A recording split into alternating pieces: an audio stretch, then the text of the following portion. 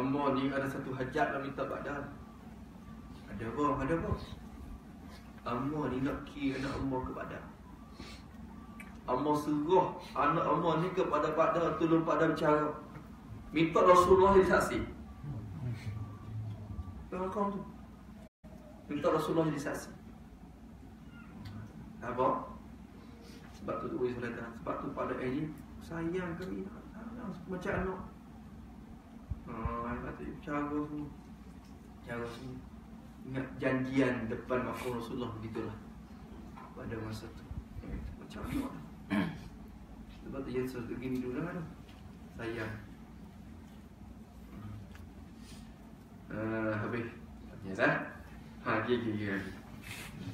Maka dia kata lanjutan yang 3 bergada-gada di atas bucu-bucu, dia kata penjuru.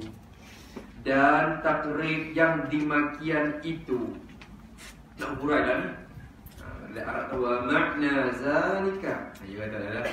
Dan takrib yang dimakian, huraian yang dimakian itu, dimakian mana? Untuk merujuk kepada benda yang ada lanjutan yang 3. Kalau orang raja mampu ikutlah. Tapi rojak begitu. Dan takrib yang dimakian itu benda yang ada lanjutan yang 3 bergadah tadi. Cuba hurai tambah kat satu. Apa maksud benda yang lanjutan yang bergadah, bertemu, bertupu, belaga di atas bucu penjuru tu? Huraian dia gini. Bahawasanya apabila bertumbuk satu khat, bertumbuk, kecek tumbuk gitu, geti tumbuk, pocok terpocok, tumbuk tu, terpocok, tertikam satu khat. Dalam bahasa Arab panggil qata'a, khat menikam, pocok, tumbuk. Dan dia tumbuk. Masa ada seorang anak murid dia tanya, dia salah kan? Ibu kan? Ibu, tu tumbuk ni masa kita bedah. Kita bagi bertemu boleh dah? Bertemu. Tak apa tu, bertemu tu boleh. Bertemu pun tak apa tu. Kalau bertemu dia pun pocok dia bertemu. Tak apa pakai makna tu pun tak apa. Lazim mana tu? Apabila tertumbuk, bertemu, terpocok dah. Pacok, tertikam, turun, tumbuk. Ketil lesung tumbuk lada belum tumbuk gitu.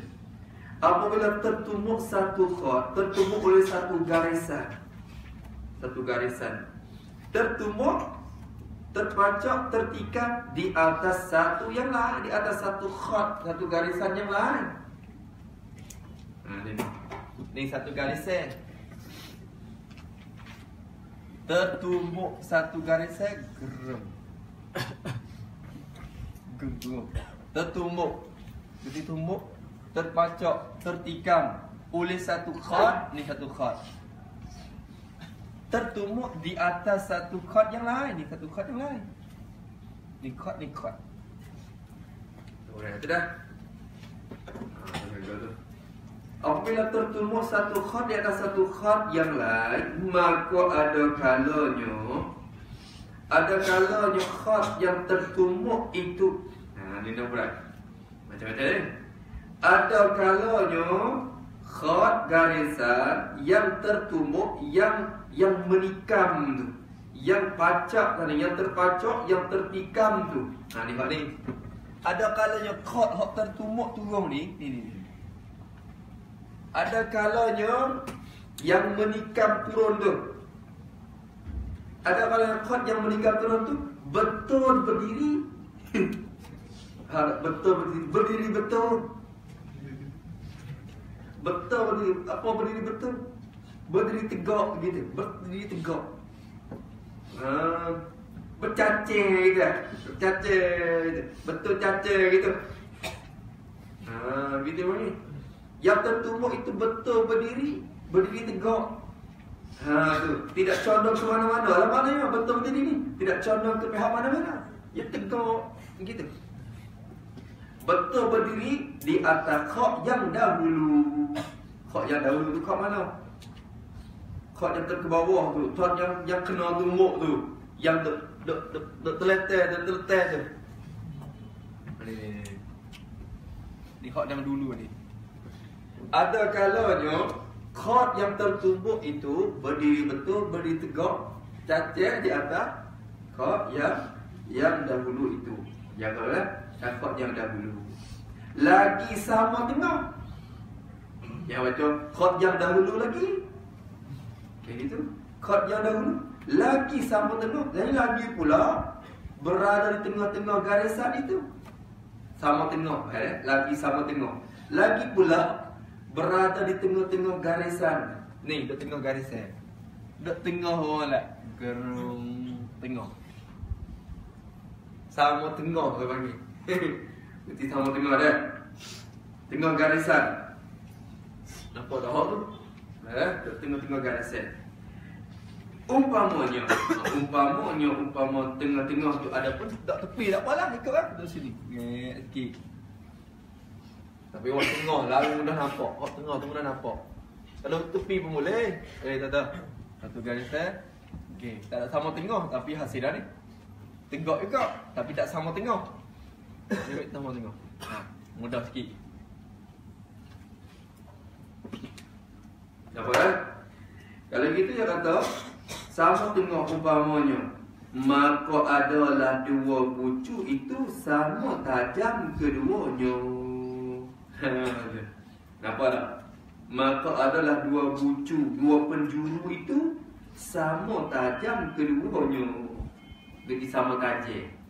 Dalam Arab panggil mustawiyat apa? Hadatan mustawiyatan. Jadi dua tajam yang bersamaan. Jadi bersamaan pada tajamnya. Gitu lah maknanya. Dua bucu, dua penjuru itu sama tajam, jadi bersamaan pada tajamnya. Kedua bucu Sama tajam. Mana sama tajam? Ni satu bucu. Ni satu bucu. Duk kira ke apa kita ni? Duk kira ke makhluk yang ni. Allah Ta'ala ni cacah gitu ke? Ke sengit ke? Conong ke? Betul ke? Jisim ni Allah Ta'ala tak ada apa-apa. Tak mesti, tak seperti nak apa-apa pun. Ni duk kira. Abang tu nak bawa ke mana ni? Duk dengan Jepun ni. Dengan Jepun. Ni duk kira hal makhluk ya. Dia faham jisim. Jisim ni tak lepas pada ni. Berbucu, berpenjuru, bergadah. Macam-macam jisim. Allah Ta'ala yang terbayang. Tak ada bayangan apa-apa pun. Tidak ada boleh membayangkan zat Allah Ta'ala. Kalau nak bayang pun tak lepas pada benda ni. Ni kira jisim. Ni bucu. Ni satu bucu. Ni satu bucu. Ni satu bucu. Ni. Satu, ni dua. Ni kira bucu tu. Bucu penjuru tu. Maka kedua-dua bucu tu sama tajam tu. Sama-sama tajam. Arab panggil hadah. Dalam dia hadah. Sama-sama tajam. Tajaman dia tu tajam. Sama tajam keduanya. Kedua bucu tu. Inilah rupanya. Awak rupa kita nampak sikit. Takut kita pening. Inilah rupanya. Han tengok jawab. Ada? Nampak macam tak betul sangat tu dah. Garis sel hak atas tu dah. Padahal betul tu ni. Kira betul malah. Apa pihak kata gini tu? Betul, kira betul. Kira betul malah. Inilah rupanya. Habis itu. Itu barangkali hak tu dah jadi ya. Iza qat akhatun ala qatin hadasat minhu zawiyatan. Tidak. Barangkali hak tu. Dia ingat ya dia sebut ya.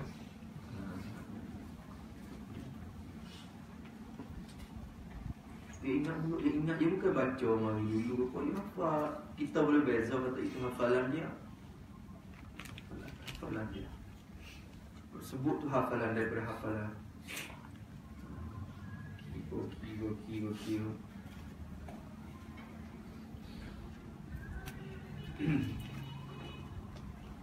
Apa yang kata dua sama tajam tu. Ini rupanya. Dan jika diperdiri di atasnya dengan condong. Itu satu. Tadi berdiri betul. Hak ni jika diperdiri. Jika diletak, diperdirikan. Jadi akan satu khat. Kita letak, kita perdirikan akan satu khat itu di atasnya, di atas satu khat yang lain pula. Hak ni satu. Hak ni satu. Ni. Diperdiri, hak sat ni diperdiri betul. Hak ni diperdiri tapi diperdiri dengan condong. Condong tu. Diperdiri dengan condong. Boleh tak? Diperdiri dengan condong. Jika diperdiri, jadi diperdiri akan satu khat. Di atasnya, atas satu khat yang lain, diperdiri dengan condong. Adalah dua bucu itu, satu kecil dan satu besar. Tu. Ni duduk gini, condong.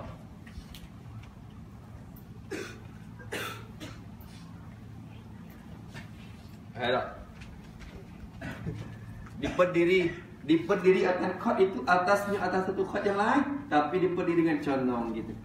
Ikutlah condong tu, condong kot ni tak apa. Ikutlah, ikut ni tak apa. Tu condong. Maka dia kata itu. Maka dia kata adalah dua bucu itu, dua penjuru itu, satunya kecil, ada satu yang kecil. Guru kata yang sepik, maknanya kecil yang sepik. Ada satu yang kecil, yang bucunya sepik. Sepik kan? Satunya sepik. Yahdawima surah, ada kita ada. Surah, ini surah, zawiyah surah. Ini zawiyah surah. Dan satu lagi yang kata dan satu besar. Satu bucu lagi yang besar. Besar ni yang kata yang luas. Ni hak ni. Ni. Hak ni orang panggil zawiyah. Zawiyah surah. Hak ni zawiyah. Nak kata kubra tu. Zawiyah munfarijah. Hak ni munfarijah. Dia besar. Luar terbuka.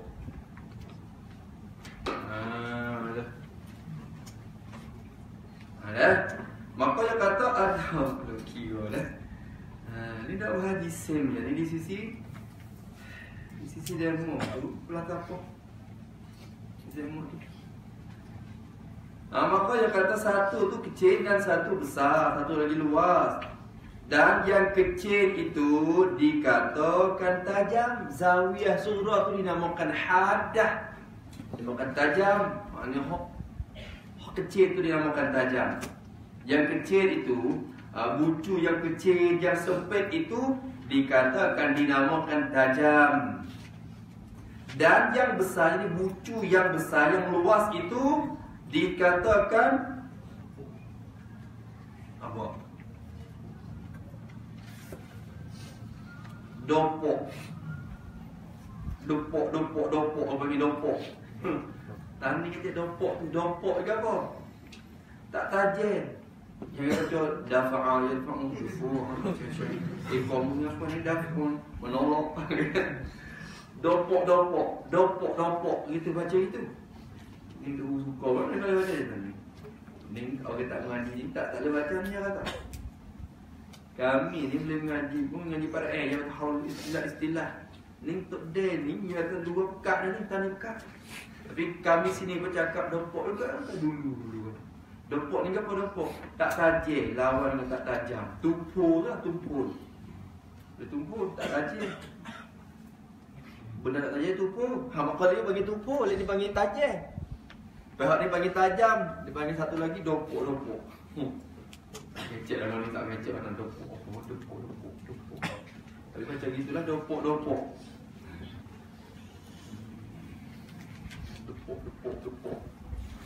Arab panggil munfarijah. Zawiyah munfarijah, terbuka ataupun tak tajam. Lawan bagi tajam tu tak tajam. Tumpul dah. Tenganga mulut. Ikutlah kata apa. Lepas besar tak lepas ni dopok. Susah tu luar dia. Ni buka kamu juga. Apa ni dia fuang ke apa dia fuang.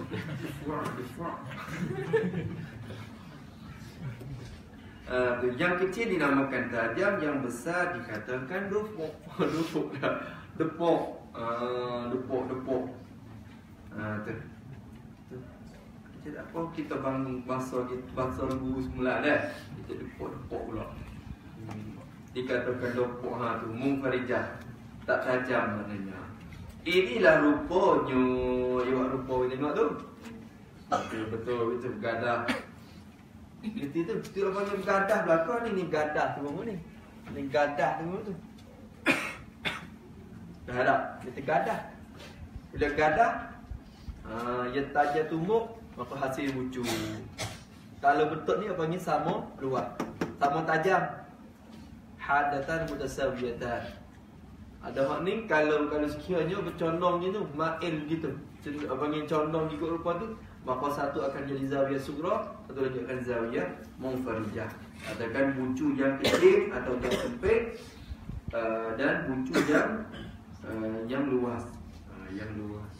Kita tak gambar kat, tapi dia kata yang sempit pun nampak yang sempit. Kita tak terlintas maksud tu. Tak terlintas maksud tu. Yang kecil-kecil, bucu yang kecil, tapi ada yang sempit. Nampak dia. Nampak juga dia. Habis yang satu besar dan yang kecil itu dikatakan tajam, dan yang besar itu dikatakan depok. Inilah rupanya. Rupa tadi lah. Rupa yang surah yang keluar. Habis itu nampak tak?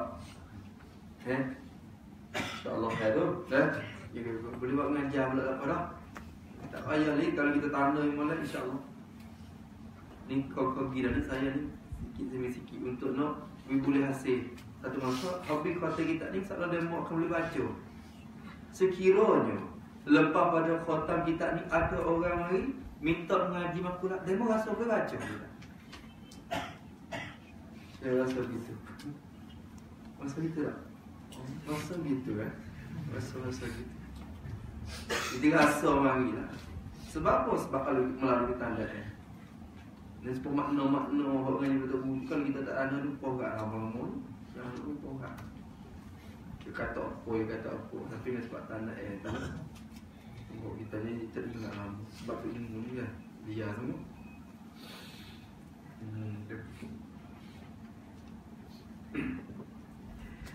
Dan yang kecil itu dikatakan tajam, dan yang besar itu dikatakan dopok. Inilah rupa. Dan apabila kita fardu atau letak selalu, kita fardu kita takdir, tak apa, agak-agak gamuk-gamuk, tak apa.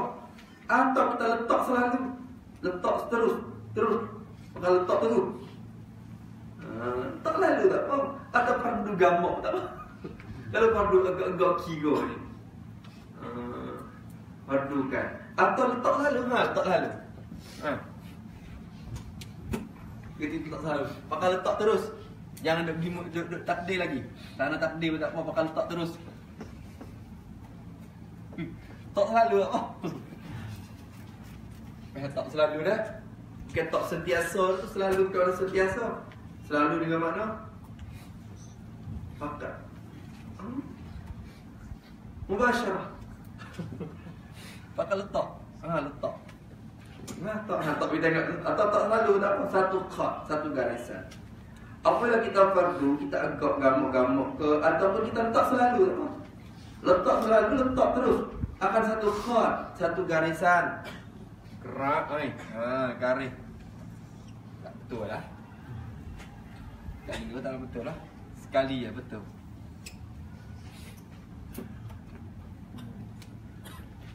Tu. Satu garisan. Kemudian setelah kita letak dah, kita letakkan satu garisan, kemudian kita galangkan satu pula. Berarti galang. Tak ada gadas, gadah dengan galang tak lupa. Kalau gadah tu dia bertemu bucu. Bertemu apa penjuru. Ada apa bergadah? Ni dia bergalang. Galang ni mana? Apa galang? Dia kata apa? Selang. Apa selang? Selang. Wah. Geti galang tu dia harus paling macam solid kan. Apa galang silang. Gitu. Orang bahasa tu menggalang. Galang gitu. Kemudian kita galangkan satu khat pula, satu garisan pula kita galangkan. Galang ni nak kata apa? Galang. Oh ni apa? Ni panggil apa ni? Gitu. Kak.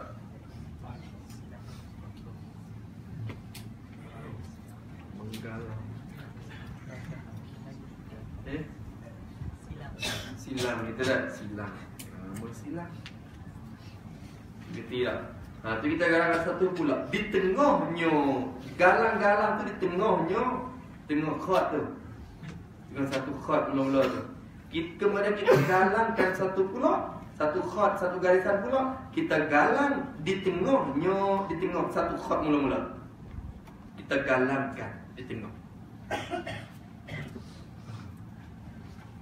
Ni kalau ni galangkan satu. Hasil berapa bucu ni? Tengok dia tak? Tengok ni tu. Satu pula. Dengan sekira-kira hasil betul ni ada alih lagi lah. Hasil 4 bucu, 4 penjuru. Bila kita galangkan dengan sekira-kira hasil lah terjadi 4 bucu, 4 penjuru. Ni pak dah. Kalau panggil 4 bucu. 1, 2, 3, 4. 1, 2, 3, 4. 1, 2, 3, 4. Itu 1 bucu. 4 bucu panggil. Kemudian pula dah. Oi, mau di mana sangat? Kemudian dipercokkan. Dipocok, pecok, dipocok, dipacok, dicocok.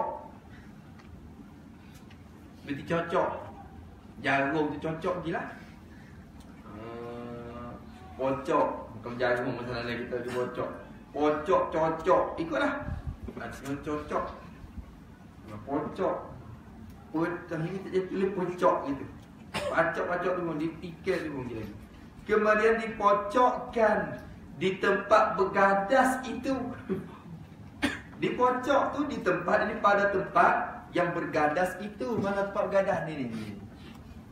Ni, dengar tu. Tengah tu tempat bergadah.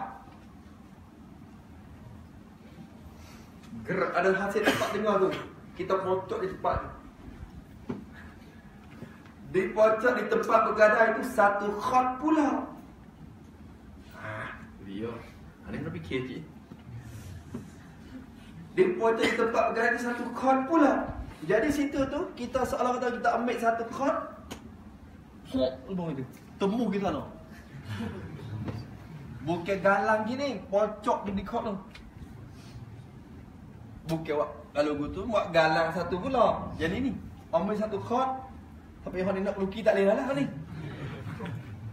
Pocok 1 khat pula. Di gadah, tempat gadah itu.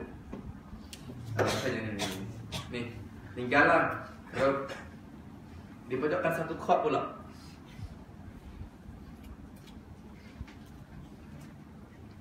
Pula.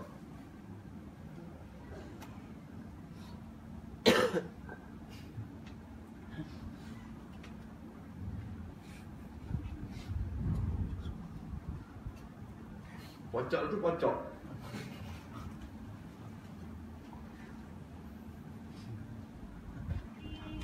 Ya hasil ni dia nampak gitu tapi dia tak nampak. Kok ni lukis tak boleh, hak ni. Pocok dan lukis tak boleh. Bukan galang itu, tapi bila kita lukis nak rupa ni, buat gitu, tapi dia bukan maksudnya lagi.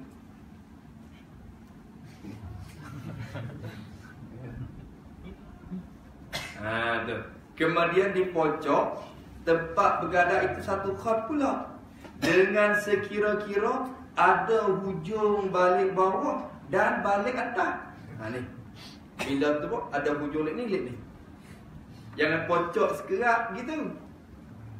Okey, kalau sekadar tu tak, ada hujung ni. Itulah.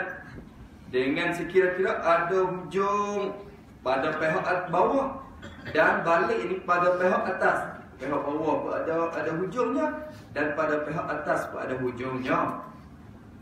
Bila kita pocak dah, maka hasil hajat Tuhan. Maka hasil terjadilah 12 bucu. Tu dia. 12 bucu. Mana 12 bucu? Kau tengok. Ni. 1, 2, 3, 4. Bergadah sama je tempat dah. Lepas tu tiba dengan hujung mula-mula. So, 2, 3, 4 pula. Tak usah bawah. So, 2, 3, 4. Berapa? 12. 12 tu. Kira molek 12 tu. Kira molek 12 tu. So, 2, 3, 4. 5, 6, 7, 8. 9, 10, 11, 12.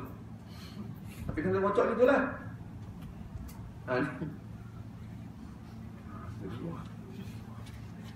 Inilah rupanya. Sebab tu dia nampak tak boleh. Inilah rupanya. Rupanya kalau tu je. Tapi sebenarnya ada satu lagi dia. Akan tetapi yang di pojok di tengah itu tidak dapat ditulis di kertas. Akan tetapi yang di pojok di tengah tu ni. Pojok di tengah tu tidak dapat ditulis di kertas ni. Nak tulis macam mana? Nak tulis kan? Cuba tulis. Pojok ni. Pojok ni nak tulis tak boleh. Ya pojok kita nampak kat sini tapi kita nak tulis tak boleh. Kalau lukis hotnya inilah rupanya gitu ya. Ni kalau orang tak itu ya pening kau. 14 bucu kat mana lah. Kira-kira kat 14 bucu ni. Takut buat gini kan. 1, 2, 3, 4 5, 6, 7, 8, 9, 10, 11, 12. 2, 3, 4, 5, 6, 7, 8, 9, 10, 11, 12. Bukan itu bukan maksud itu. Lepas tu bukan pojok ni 12 juga gitu. Dia maksud gini.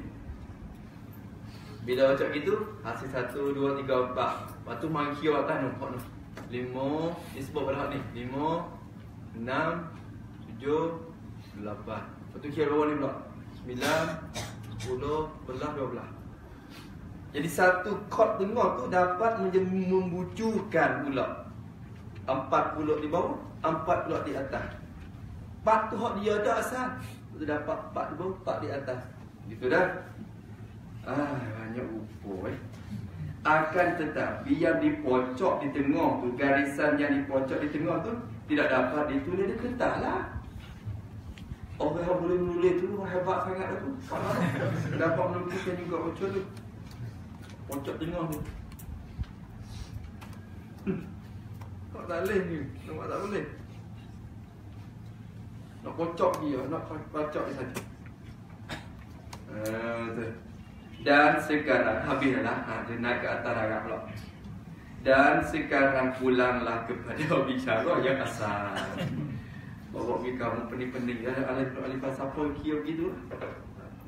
Tu maksud khot, maksud jisim bagi mereka bergadah tadi tu. Jisim suatu benda yang dapat bergadah, bergalang, berbucu-bucu. Sebab tu banyak bentuk. Ikutlah bentuk mana-mana pun dia berbucu, berpenjuru. Tu jisim namanya. Jisim nama jisim mereka. Kita tak mesti benda yang dapat dibagi. Sudahlah. Dapat dibagi. Mana cara pun sudahlah. Bawa kau rumah ni. Kira misah ni dah. Misah ni dah. Dapat tu nampak pocok mudah sangat. Dia lubang siap dah.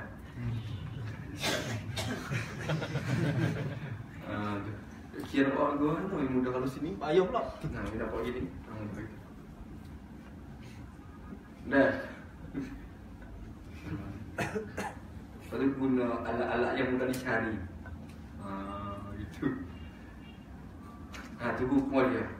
Tu jisim. Kalau itu kalau kita kira semua, ni kotak ni kita lah kotak kan. Satu kotak ada dia. Tu kotak.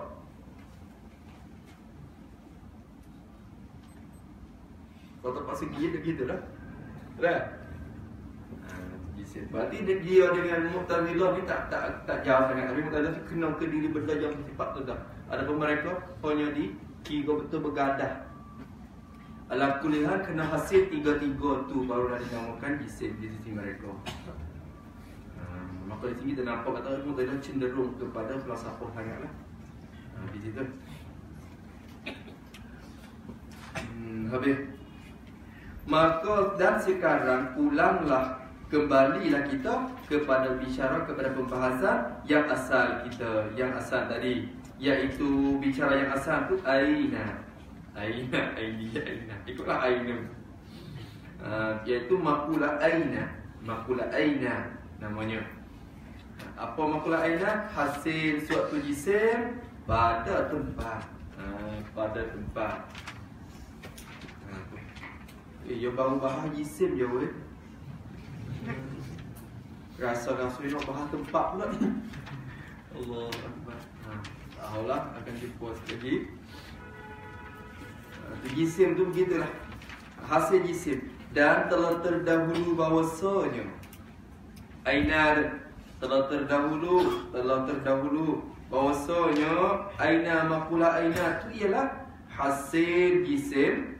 Hasil suatu jisim, berada suatu jisim pada tempatnya, tempat jisim itu. Berada suatu jisim pada tempatnya, itu dikatakan maqula aina. Kita cakap mudah-mudah bertempat.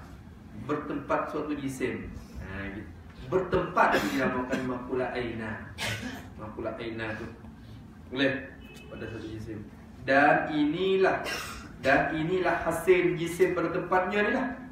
Dikatakan mengambil lapang. Ni kalau mengambil lapang kosong, bertempat kosong, mengambil ruang kosong, bertempat kosong, ikutlah tu dinamakan hasil. Sebab tu tiap-tiap jiran bertempat, mengambil tempat. Maka mengambil tempat tu dinamakan maqula aina. Bukan tempat, bukan jisim, bertempat itu dinamakan maqula aina. Nah, inilah dikatakan dipanggil mengambil lapang, mengambil ruang kosong. Dan adalah bagi aina itu, dan adalah bagi aina itu dua makna. Satunya hakiki, bertempat jisim itu dengan maksud yang tepat itu. Aina hakiki, ada aina yang majazi.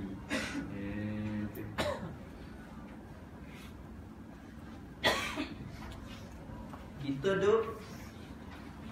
saya duduk di atas kerusi.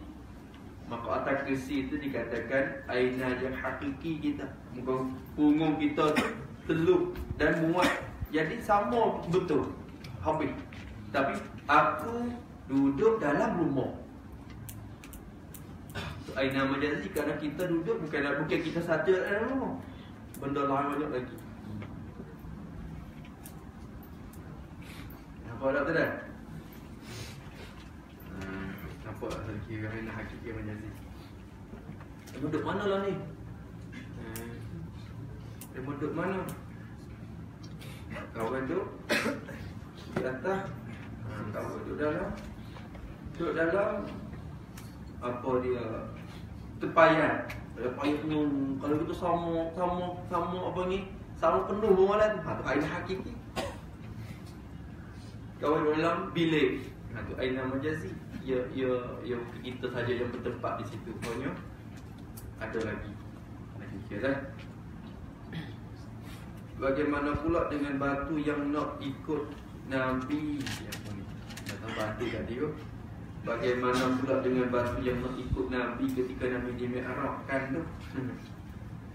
Dan apa yang pokok yang berjalan kepada Nabi dan pokok yang tumbuh, bukankah ada sifat perkala dan berkuasa pada batu dan pokok itu?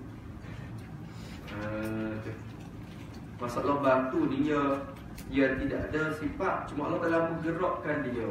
Tapi Allah Ta'ala beri, tapi sifat ni kalau kita kira dia bukan dia tentu dengan benda yang bernafas. Cuma ni kira sebagai adat lah. Yang kira benda yang mencarikan adat. Kalau benda yang menyalahi adat boleh berlaku. Tengok batu pun boleh bercakap, boleh salah ke Nabi. Itu Allah Ta'ala bagi sifat perkata kepada dia, tampak dia dapat bercakap. Pokok kayu tu bercakap dengan Nabi. Itu juga dikatakan ada sifat berkata. Tapi sifat tu selepas kalau Allah Ta'ala tarik pula lah. Daripada dia pada ketika itu saja. Allah Ta'ala sebagai mukjizat. Sebagai mukjizat pada ketika itu saja. Bukan ketentuan. Kerana dia tu bukan benda yang hidup berroh. Adapun kita ni adat. Adat biasa ada sifat berkata, sifat berhidup apa semua. Waktu adat. Maka dikatakan sifat yang tertentu bagi kita. Nampak juga batu bercakap, itu bukan sifat ketentuan bagi dia. Hanya diberikan pada masa itu saja sebagai mukjizat bagi Rasulullah sallallahu alaihi wasallam. Berarti bukan ada kalau ada pun sifat pada ketika itu saja. Batu hok kayu hok tamah berjalan mengikut Nabi itu macam ada hidup ni. Itu pada ketika itu saja. Pada ketika itu. Kita tak kira lah hok mencarikan adat ni, kira hok adat. Ada kebiasaan. Benda makhluk ni kira berlaku adat.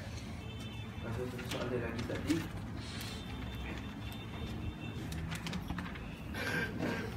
Ada lagi. Mana?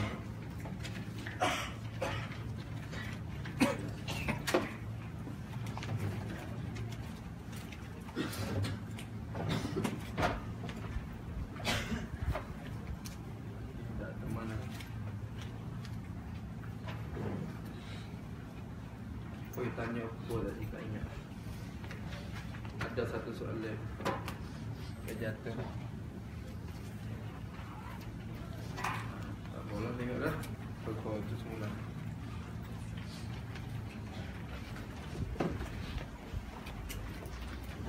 Lihat.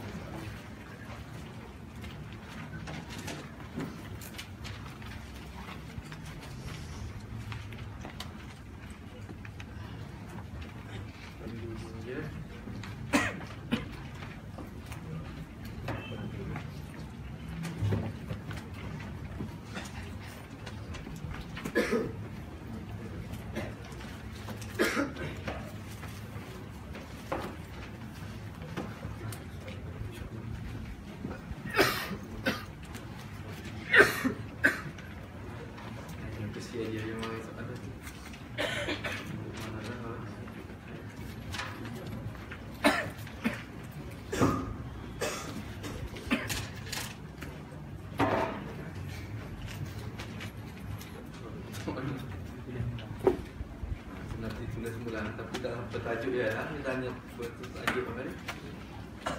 Tak semula. InsyaAllah. Alhamdulillah, Bismillahirrahmanirrahim. Bismillahirrahmanirrahim. Alhamdulillahirrahmanirrahim. Allahumma inna na'udzubika min 'ilmin la yanfa'u billahi syar'a 'amilin wa ta'ala yustajab nas'aluka 'ilman nafi'an wa fadlan wa 'amalan taqabbala rabbana atina hasanah wa fil akhirati hasanah wa qina 'adzabannar. Sallallahu ala sayyidina wa ala alihi wa sahbihi alhamdulillah.